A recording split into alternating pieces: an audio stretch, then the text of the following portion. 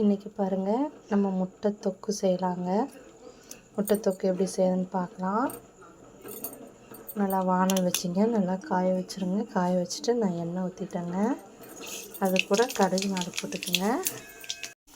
கடுகு நல்லா பொரிஞ்சோடனேங்க நம்ம அறுத்து வச்சுருக்க பெரிய வெங்காயத்தை இதில் ஆட் பண்ணிக்கிட்டோங்க. இப்போ நல்லா இதை வணக்கி விடுங்க. நல்லா கண்ணாடி மாதிரி கலர் மாறுற வரைக்கும் வணக்குங்க. இது வணக்கி விடக்குள்ளேயே பாருங்கள், ஒரு 4 பல் பூண்டு, ஒரு பச்சை மிளகாங்க கட் பண்ணி எடுத்துருக்கேன். பூண்டு பல் 4 தட்டி வச்சுருக்கேன். இது கூட ஆட் பண்ணிக்கோங்க. அன்னைக்கிட்டு இதையும் சேர்த்து இது கூடயே வணக்குங்க. நல்லா பூண்டு வாசம் வர வரைக்கும் வணக்குங்க. பாருங்கள், வெங்காயம் பூண்டெல்லாம் நல்லா வணங்கிடுச்சுங்க. இந்த டைம் பார்த்திங்கன்னா ஒரு 3 தக்காளி அரிஞ்சு வச்சுருக்கேங்க. அதை இது கூட ஆட் பண்ணிக்கலாம்.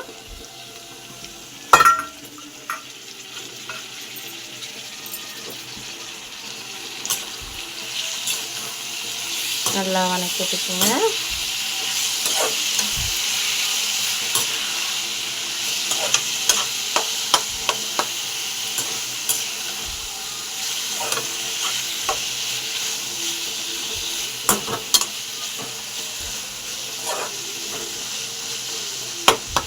நல்லா வணங்கட்டுங்க. இது வணங்கக்குள்ளேங்க நம்ம தேவையான அளவு கல்லுப்பு சேர்த்திக்கலாங்க. சேர்த்திட்டு நல்லா ஒரு டைம் வணக்கி விடுங்க. ஒரு 2 நிமிஷம் நல்லா வணங்கட்டுங்க.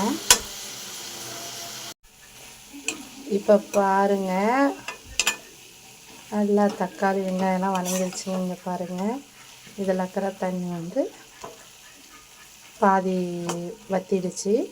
இந்த டைமில் நீங்கள் என்ன பண்ணுறீங்கன்னா, அடுப்பை சிம்மில் வச்சுக்கோங்க. வச்சுட்டு இதில் பாருங்கள், மஞ்சத்தூள் இருக்குது, ஜீரகத்தூள் இருக்குது, மல்லித்தூள் இருக்குதுங்க, மல்லித்தூள்னா கொத்தமல்லி தூள் தாங்க. அப்புறம் பாருங்கள், கரம் மசாலா கொஞ்சம் சேர்த்து வச்சுருக்கேன். அதுக்கப்புறம் மிளகாய் தூள் சேர்த்து வச்சுருக்கேங்க. இது எல்லாத்தையும் சேர்த்து ஒன்றா போட்டு ஒரு நல்லா கலந்து விடலாங்க. இப்போ பாருங்கள், இதை போட்டு நல்லா வணக்கியாச்சுங்க. இப்போ இதை என்ன பண்ணுறோன்னா, நம்ம சிம்மில் வச்சிடலாங்க. இதில் வந்து பார்த்திங்கன்னா, முதல்ல இந்த கடுகு போடுற டைம்லேயே பார்த்திங்கன்னா சோம்பு போடலாம். சோம்பு போட்டால் எங்கள் குழந்தைங்க சாப்பிட மாட்டேங்கிறாங்க. அதனால் நான் என்ன பண்ணுறேன், கறி மசாலா நானும் பார்த்திங்கன்னா தனியாக நான் ரெடிமேடாக செஞ்சு வச்சுருக்கேங்க. அது இதில் ஆட் பண்ணிக்கிட்டேன். பாருங்கள், இப்போ இதை நல்லா சிம்மில் வச்சு நல்லா மூடி வச்சிடலாங்க. மூடி வச்சுட்டு அப்புறம் பார்க்கலாம். இப்போ பாருங்கள், நான் ஒரு 5 முட்டையை வேவிச்சு எடுத்துருக்கேன். உரிச்சாச்சுங்க. இதை வந்து இப்படியே போடாமல் கீனி போடலாங்க. பாருங்கள், முட்டையை இந்த மாதிரி 3ஆக கீனி போடலாங்க. இந்த மாதிரி போட்டிங்கன்னா அதோட சாறு வந்து இதுக்குள்ளே இறங்குங்க. இப்போ பாருங்கள், நம்ம வச்சுருந்த தொக்கு நல்லா எண்ணெய் விட்டு திரிஞ்சு வந்துடுச்சுங்க.